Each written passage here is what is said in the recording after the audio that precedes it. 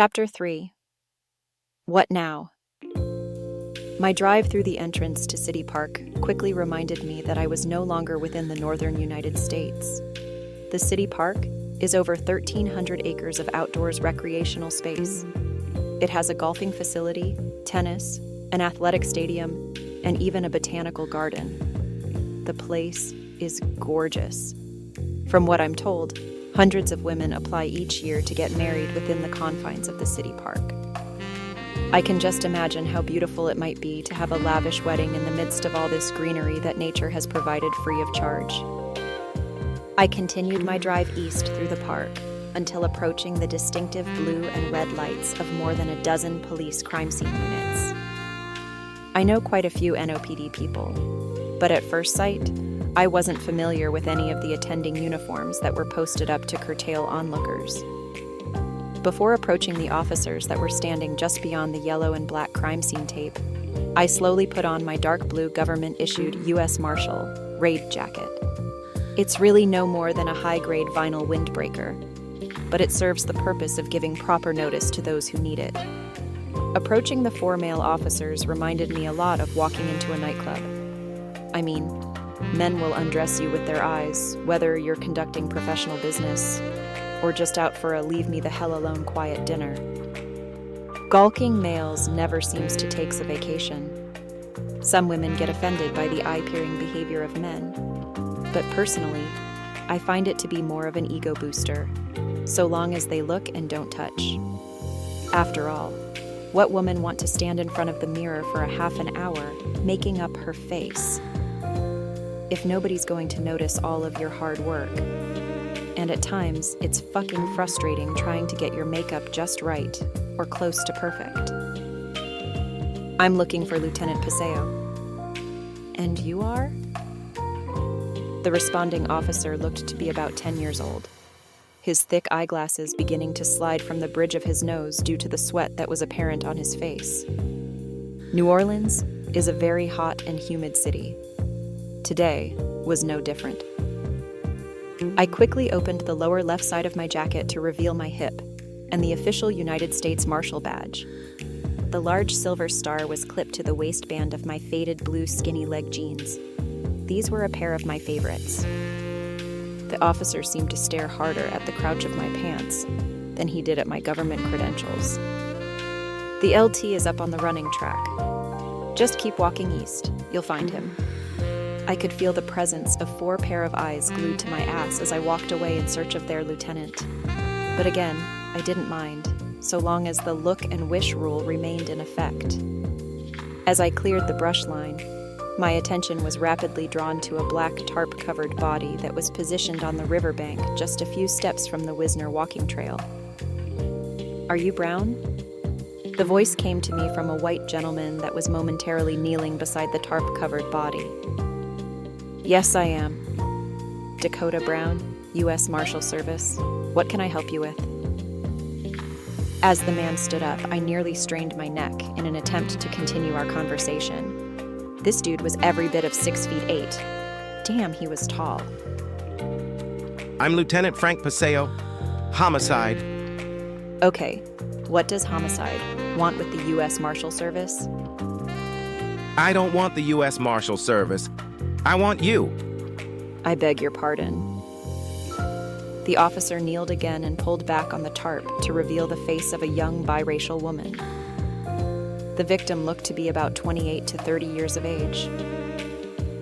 I would like to know why this dead hooker has your name and telephone number stuffed inside of her bra. What? I asked in a "you're totally bullshitting me" kind of way. The words of the supervising detective caused me to squat next to him in effort to take a more up-close and investigative look at the dead female. I then pulled the tarp completely off of the body. Lieutenant Paseo produced a small clear evidence bag with handwritten data clearly visible. This wasn't bullshit, not anymore. This was now fact. I have no idea who this woman is or why she has my personal contact information in her clothing, but I can tell you this much. She's not a prostitute. Yay? And how do you know that? Look at her closely. Just then, a rather short and round Caucasian woman approached the lieutenant and myself from the tree line. The badge hanging from her belt told me instantly that she was also NOPD, probably the lead detective assigned to the case. "LT, I have a good identification on the Vic," the woman stated. Good. Cause Deputy U.S. Marshal Dakota Brown here was just about to tell us how she knows that this victim is not one of our city's working ladies of the night. Detective Lacey, please make yourself acquainted with the Deputy U.S. Marshal. I slowly stood to render a professional greeting to the detective, but I was slowly drifting into attitude country with regards to the manner in which her boss was questioning my investigative skills. "It's nice to meet you, Detective Lacey," I said. Likewise, and you can call me Angela. Okay, so unless the two of you are going to plant long, wet kisses on each other, the meet and greet is over. I want to hear the Marshal's theory. Well, if you look at the style of the victim's dress, it will tell you a lot about her character. She's dressed more like a call center worker than a prostitute.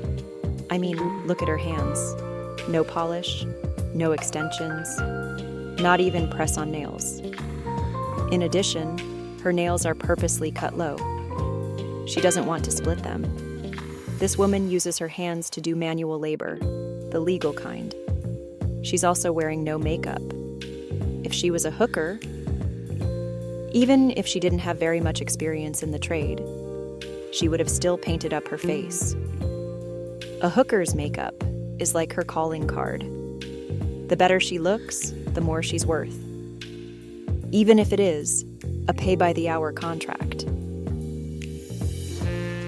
I felt very good, and also vindicated about my crime scene assessment. Many times, local cops have the opinion that federal law enforcement people aren't real investigators.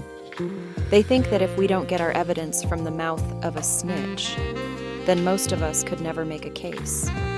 And in some degree, they would be correct. Feds rely way too much on snitches than they do on real investigative legwork. But I have never been one for using snitches. My parents are dead today because of a weak-ass snitch and an undercover narcotics cop. Well, I'll be damned. A federal cop that can actually think. And since you already have a horse in this race, seeing that you're probably as curious as we are as to how and why this little lady has your name and private phone number, I'm gonna need for you to work alongside of Detective Lacey to bring this case to a close. Sorry, but the Marshal Service doesn't work local murder cases. Like hell they don't. Besides, I've already cleared it with your boss, U.S. Deputy Marshal Brown, until this case is closed to my satisfaction. You belong to me. Lieutenant Paseo walked away with a matter-of-fact demeanor, leaving the three of us women to work things out. This tall, pale-face, cigar-chewing, cowboy boot-wearing bastard has just taken a perfectly good day and fucked it all the way up. All I could do was to roll my eyes like a pissed-off schoolgirl and say, "Damn."